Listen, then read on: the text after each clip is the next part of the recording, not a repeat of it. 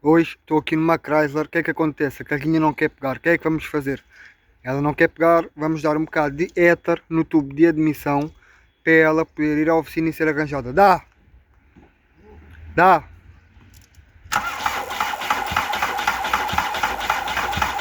Para!